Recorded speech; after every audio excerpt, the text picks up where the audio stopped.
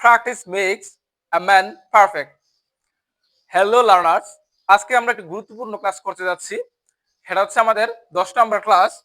এই ক্লাসে আমরা কিভাবে ভবিষ্যতের কোনো কিছু নিয়ে প্রশ্ন করতে হয় সেটা শিখব, এবং এটা অনেক বেশি গুরুত্বপূর্ণ ফর ইউ, আপনার জন্য। চলুন আজকে আমাদের ক্লাস শুরু করি। অবশ্যই ভবিষ্যতের কোনো কাজ ফিউচার টেন্সে বলতে হয়। তাহলে এখানে আমি একটা স্ট্রাকচার লিখে নিয়েছি, যেটা আসলে আপনার অনেক কাজে আসবে। আপনি হোয়াট এভার ইট ইজ, আপনি ভবিষ্যতের কোনো কিছু যদি প্রশ্ন করতে চান, তাহলে সেটা এই স্ট্রাকচার দিয়ে বলতে পারবেন। ওকে, সো আমি লিখেছি এখানে উইল অক্সিলারি ভার্ব, এখানে হচ্ছে সাবজেক্টিভ ফর্ম, এখানে হচ্ছে ভার্ব, মেইন ভার্ব। তাহলে আমি যদি প্রেজেন্ট টেন্সে বলি এবং জেনারেল স্ট্রাকচারে বলি, যেমন আই উইল গো, আমি যাব, আমি যাব। এখন যদি এটাকে যদি আমি ফিউচার টেন্সে এবং প্রশ্ন করি, তাহলে হচ্ছে উইল আই গো, আমি কি যাব। এখন আপনি কোথাও যাবেন, ফর এক্সাম্পল টু মার্কেট,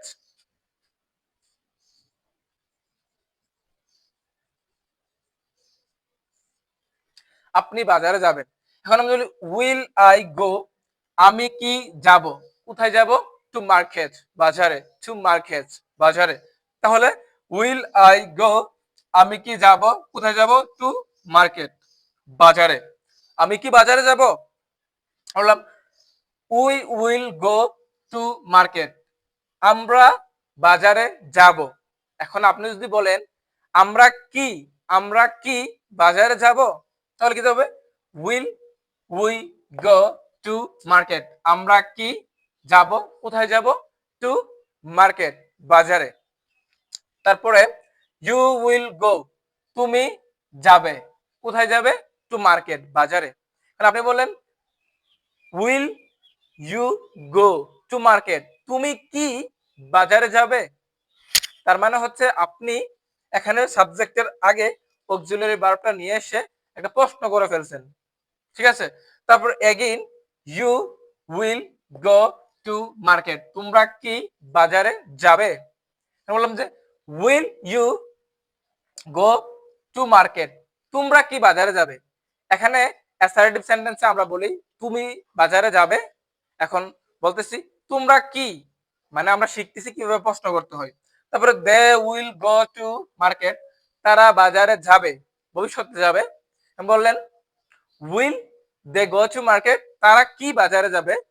তারপর আবার বললেন he will go to market, সে বাজারে যাবে। এখন যদি প্রশ্ন করেন will he go to market, সে কি বাজারে যাবে।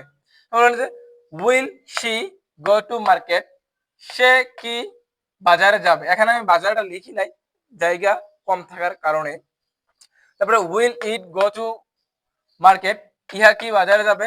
Will Kamal go to market, Kamal কি বাজারে যাবে। তাহলে আমরা একটা জিনিস বুঝতে পারলাম, আপনি কোনো কিছুতে প্রশ্ন করবেন ভবিষ্যতের জন্য, কোথাও কি যাবেন, কোনো কাজ কি করবেন, কোনো কিছু কি করবেন, যেমন আপনি কি খেলবেন, আপনি কি কাজ করবেন, আপনি কি ভ্রমণ করবেন, এই ধরনের কথাগুলো আপনি সবগুলা এই স্ট্রাকচার দিয়ে বলতে পারবেন, ঠিক আছে। এখন আমি যদি আরো একটা ভার্ব নেই, তাহলে দেখেন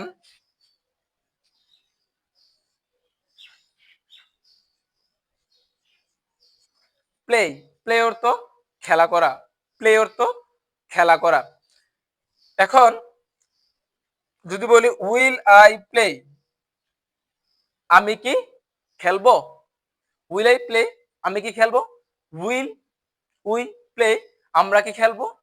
উইল ইউ প্লে, তুমি কি খেলবে। উইল ইউ প্লে, তোমরা কি খেলবে। উইল দে প্লে, তারা কি খেলবে। উইল হি প্লে, সে কি খেলবে। উইল শি প্লে, সে কি খেলবে। উইল ইট প্লে, ইয়া কি খেলবে। উইল কামাল প্লে, কামাল কি খেলবে। এখন খেলবে অবশ্যই কোন একটা জায়গাতে খেলবে, ঠিক না, তাহলে অবশ্যই মাঠের মধ্যে খেলবে। তাহলে in the field, in the field, মাঠের মধ্যে। লিখে নিলাম in the, in the field, মাঠের মধ্যে। এখন আমি যদি বলি উইল আই প্লে, এখন আপনি যদি কোনো গেমস খেলেন, যেমন cricket, football, badminton, volleyball, basketball, just শুধু আপনি এখানে নামটা লিখে দিবেন। যেমন ফুটবল আমি লিখে দিলাম,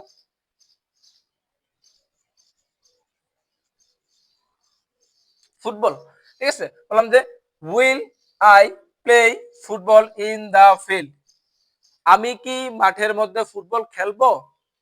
এখন বললাম will we play football in the field, আমরা কি মাঠের মধ্যে ফুটবল খেলবো। Will you play football in the field, তুমি কি মাঠের মধ্যে ফুটবল খেলবে। Will you play football in the field, তোমরা কি মাঠের মধ্যে ফুটবল খেলবে। Will they play football in the field, তারা কি মাঠের মধ্যে ফুটবল খেলবে। Will he play in the field, সে কি মাঠের মধ্যে ফুটবল খেলবে। Will she play in the will she play football in the field, সে কি মাঠের মধ্যে ফুটবল খেলবে। Will it play football in the field, ইহা কি মাঠের মধ্যে ফুটবল খেলবে। Will Kamal play football in the field, Kamal কি মাঠের মধ্যে ফুটবল খেলবে। ঠিক আছে, এখন আমরা আরো একটা ভার্ব দিয়ে প্র্যাকটিস করি।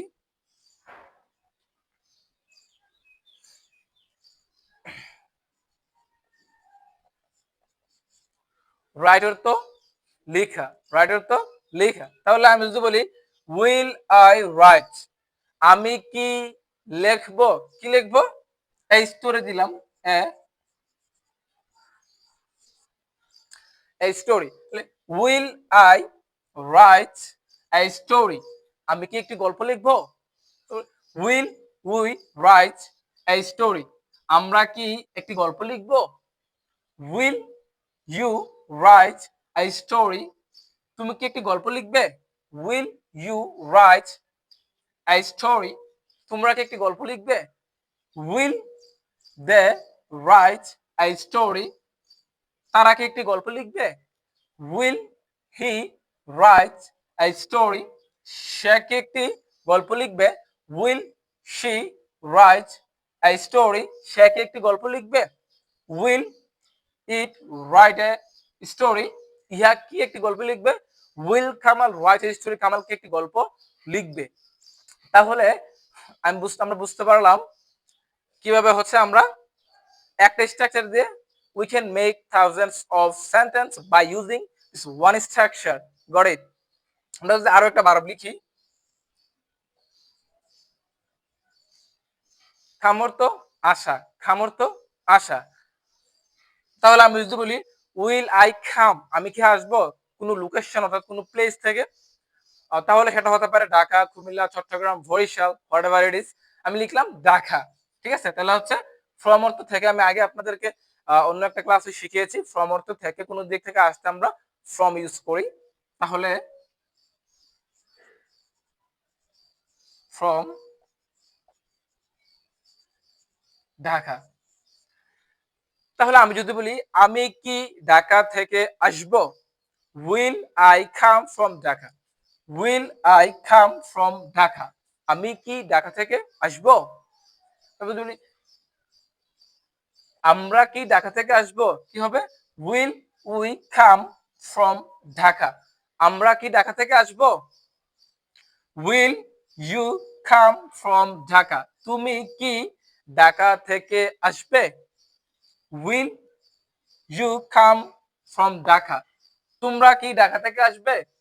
Will they come from Dhaka, তারা কি ঢাকা থেকে আসবে। Will he come from Dhaka, সে কি ঢাকা থেকে আসবে। Will she come from from Dhaka, সে কি ঢাকা থেকে আসবে। আমরা পড়েছি হি হচ্ছে পুরুষের ক্ষেত্রে, সি হচ্ছে মহিলার ক্ষেত্রে। তারপরে will it come from Dhaka, ইহা কি ঢাকা থেকে আসবে। Will Kamal come from Dhaka, Kamal কি ঢাকা থেকে আসবে।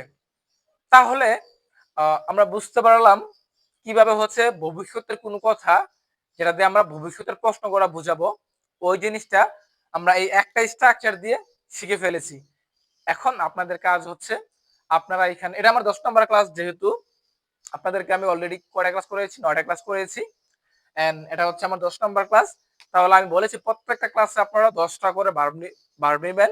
তাহলে 9টা ক্লাসে 90টা ভার্ব এবং 10 নাম্বার ক্লাসে হচ্ছে আর 10টা ভার্ব। তাহলে মোট 100টা ভার্ব প্রতিনিয়ত প্র্যাকটিস করবেন। Without practising you never speak in English fluently. Please be serious for learning this language. Inshallah, you can do this. Trust on me. I will teach you heart and soul. And from my mind, I'm trying every day. Okay.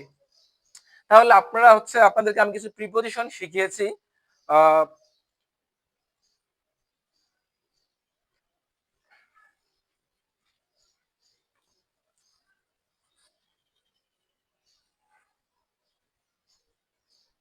ওকে, তাহলে ওই preposition গুলো হচ্ছে to, from, with, about, without, in. Most probably এই 6টা preposition আমি আপনাদেরকে শিখিয়েছি ব্যবহার ব্রিফলি। আপনারা হচ্ছে প্রিপোজিশন গুলো ব্যবহার করবেন এবং সেন্টেন্স মেক করবেন, প্র্যাকটিস করবেন। ঠিক আছে? ইফ ইউ ওয়ান্ট, আপনি যদি চান তাহলে হচ্ছে হ্যান্ডরাইটিং লিখতে পারেন যে কোনো একটা বিষয় নিয়ে, লিখে হচ্ছে আমার কমেন্ট বক্সে ওই ছবিটা পোস্ট করতে পারেন। তাহলে আমি হচ্ছে আপনার ইয়রগুলা ফাইন্ড আউট করে দিলে আপনার জন্য সহজ হবে এগুলা বুঝে নেওয়া। ঠিক আছে? তাহলে এই প্রিপোজিশন গুলো হচ্ছে দিয়ে আপনারা প্র্যাকটিস করবেন এবং কয়টা ভার্ব? Must be. অবশ্যই আপনাকে 10টা মিনিমাম ভার্ব নিবেন। ওই ভার্ব গুলো দিয়ে কি করবেন? প্র্যাকটিস করবেন। ফ্রিকোয়েন্টলি প্র্যাকটিস করবেন। যেমন ওয়ার্ক, হ্যাঁ, আরেকটা ভার্ব লিখি ওয়ার্ক। ওয়ার্ক অর্থ কাজ করা, ওয়ার্ক অর্থ কাজ করা। তাহলে আপনি যদি বলেন আমি কি কাজ করব? Will I work. আমরা কি কাজ করব? Will you work. তুমি কি কাজ করবে? Will you work. তোমরা কি কাজ করবে? Will you work. তারা কি কাজ করবে? Will they work. সে কি কাজ করবে? Will he work. তারপর হচ্ছে সে কি কাজ করবে? Will she work. ইহা কি কাজ করবে? Will it work. কামাল কি কাজ করবে? Kamal will work. Will Kamal work. এইভাবে ফ্রিকুয়েন্টলি প্র্যাকটিস করবেন। আপনি যত বেশি প্র্যাকটিস করবেন আপনার মুখের জড়তা তত বেশি কাটবে। ঠিক আছে? তাহলে আশা করি আপনারা ক্লাসটা বুঝতে পেরেছেন এবং lastly thank you so much everyone for watching this video, and if you have any query about this class or previous class, please make your comment in my comment box. Inshallah, I will try to answer your question perfectly as much as possible by me. Without any hesitations, without any doubts, you can tell me. I will take it very easy. So see you later in the next video. Allah Hafiz.